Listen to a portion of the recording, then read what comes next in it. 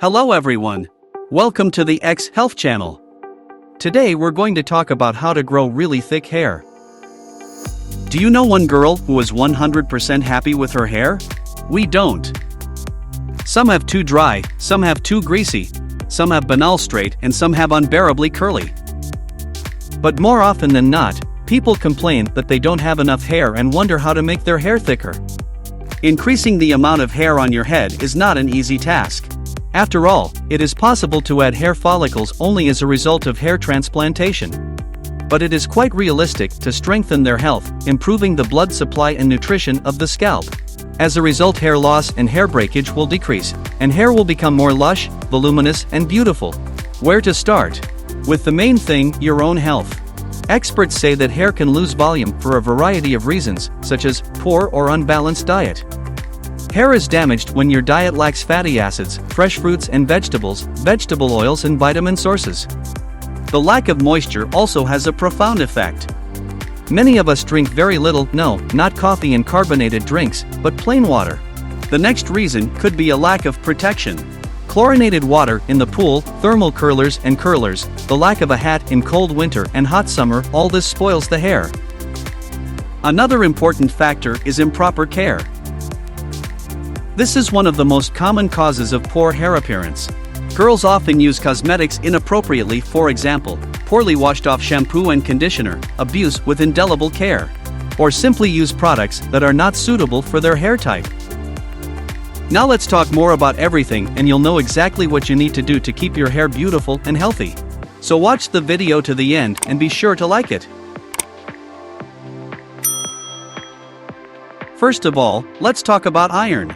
What is iron? Iron is a mineral involved in the creation of hemoglobin. This is the stuff that carries oxygen in the blood, and if you don't have hemoglobin in your scalp, oxygen doesn't get to the hair roots, the follicles, and without iron, you're literally depriving your hair of the oxygen it needs to grow.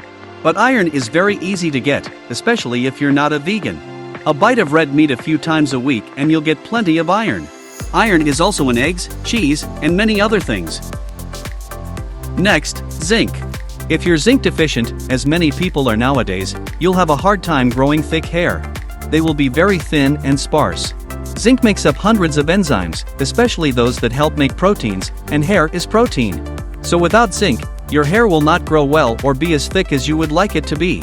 That said, hair will dry out, so zinc is very important for hair, skin, nails and more. Just a little bit of red meat and you get zinc.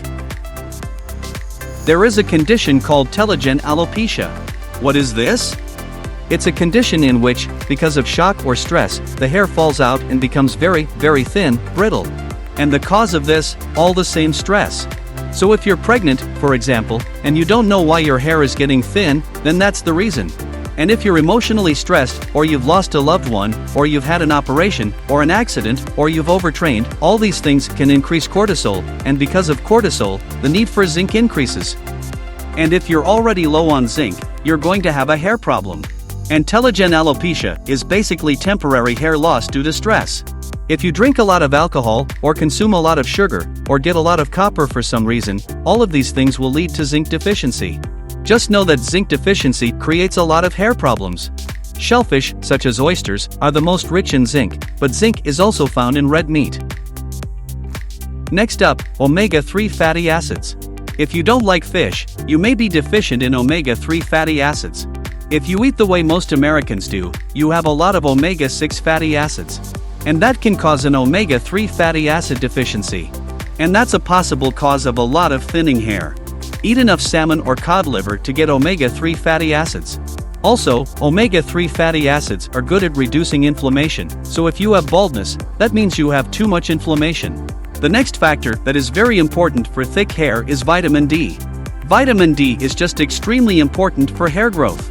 It directly stimulates hair growth, and many people are deficient in it. A lot of people take vitamin D, but they don't absorb it, because of a bile deficiency or maybe the intestines are not absorbing it because of some problem. But vitamin D is extremely important. Try to get vitamin D from the sun. This is hard to do in the winter, though. Vitamin D is very important in terms of immune support for hair. This is related to both inflammation and autoimmune diseases. After all, there are autoimmune diseases that cause hair loss on the head. People with these diseases need a lot more vitamin D than everyone else. Then there's selenium. Yes, selenium, it is very important for thyroid health, to convert T4 to T3. You may know that a slow thyroid by itself can stop hair growth. Selenium is an important antioxidant for hair. It reduces inflammation, it definitely prevents baldness as well as dandruff, it suppresses the fungus that causes dandruff. Just one Brazil nut will give you a daily allowance of selenium. The next point is biotin. Biotin is very important for improving the keratin protein that makes up hair, to increase its strength. Biotin is produced by our intestinal flora, which is why taking antibiotics can lead to thinning hair. Why? An antibiotic kills the beneficial bacteria that produce this B vitamin. Biotin is great for helping many people grow thick hair. Another factor that is important to mention is low folate levels. We advise you never to take folic acid, the synthetic version of folate. Always take folate in its natural form. Natural folate is a cofactor for many proteins in the body, including hair and nail proteins. But you need natural folate. It's easy to get, just eat your greens regularly, leafy greens, and get enough folate. Now let's talk about vitamin C. Vitamin C is essential for collagen, and hair is partially made up of collagen. So vitamin C is essential. You can get a lot of vitamin C from sauerkraut, fresh cabbage, berries, bell peppers, and almost any other vegetable. If you get enough vitamin C, collagen will be very strong. If you start a ketogenic diet but don't eat enough protein, such as eating protein powders instead of real dietary protein, your hair is unlikely to become thick and strong. Eating more eggs, quality meats, and it can help you grow thicker hair right away. I would also like to say about excessive washing of the hair. Some people wash their hair too often, it dries the hair, deprives it of grease.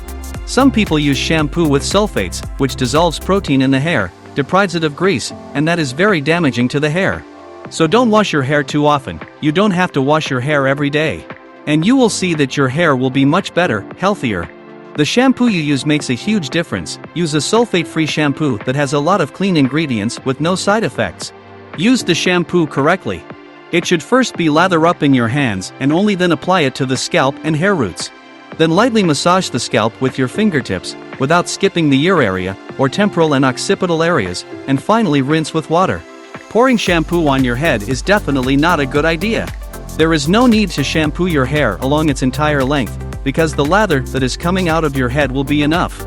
Balm, on the contrary, is applied only to the curls, and it should not be rubbed into the scalp in any case.